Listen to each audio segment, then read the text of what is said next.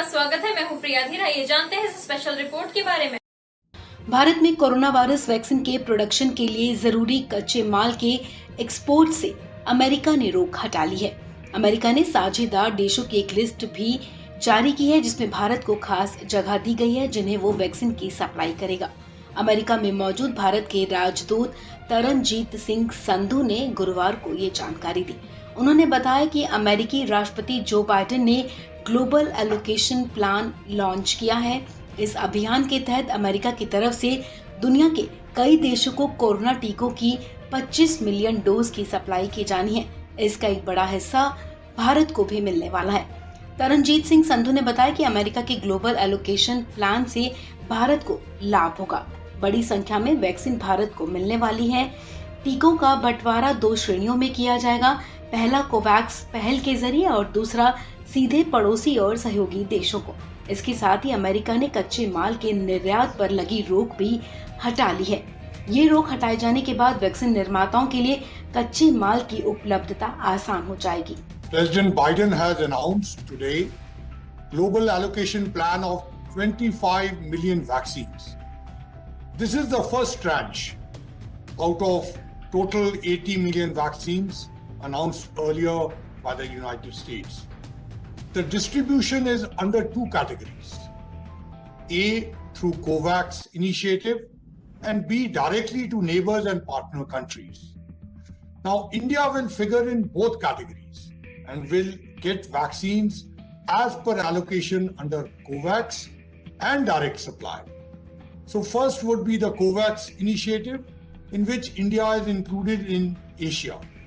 And second, through direct supply to neighbors and partner countries that include India, Korea, Canada, and Mexico.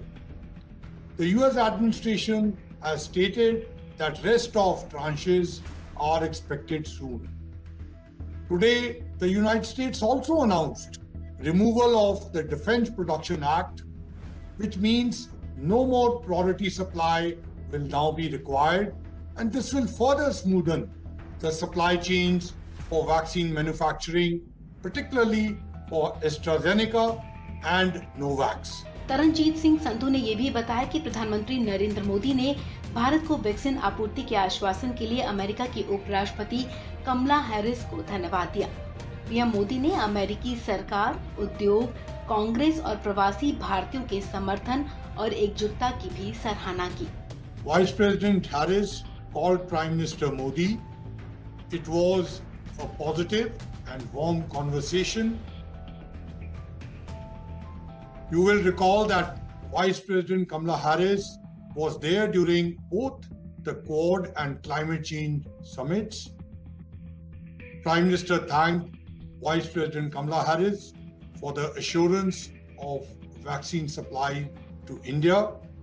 Prime Minister also appreciated the support and solidarity from the US government, industry, Congress, and diaspora.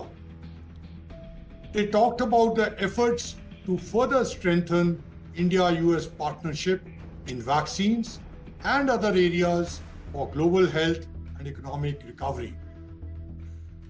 Also discussed were the Quad initiatives, including in healthcare. Prime Minister invited Kamala Harris to visit India soon after the normalization of global health situation.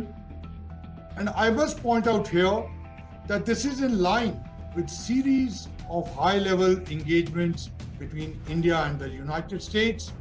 There have been 3 phone calls by Prime Minister with President Biden and 2 summits, Quad and climate change, in the first 100 days of President Biden's administration.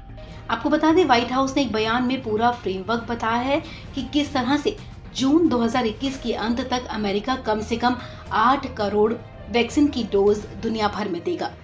पहली 2.5 crore dose देने का भी plan बताया गया है। आपको बता दें, 2 करोड़ 50 लाख डोज में से करीब 1 करोड़ 90 लाख डोज कोवैक्स के जरिए साझा की जाएंगी।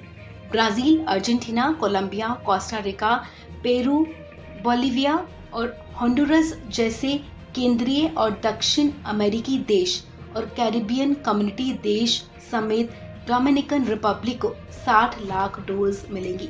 वहीं भारत, नेपाल, बांग्लादेश, पाकिस्तान, श्रीलंका, अफगानिस्तान, मालदीव, वियतनाम, इंडोनेशिया जैसे एशियाई देशों को लगभग 70 लाख डोज आवंटित की जाएंगी। 50 लाख डोज अफ्रीकी देश को भेजी जाएंगी। बाकी 60 million dose Mexico, Canada, Korea, West Bank and Gaza, Ukraine, मिस्र, जॉर्डन और इराक जैसे देशों के लिए रखी गई है। इस स्पेशल रिपोर्ट में फिलहाल इतना ही। ऐसी और खबरों के लिए जुड़े रहें न्यूज इंडिया से।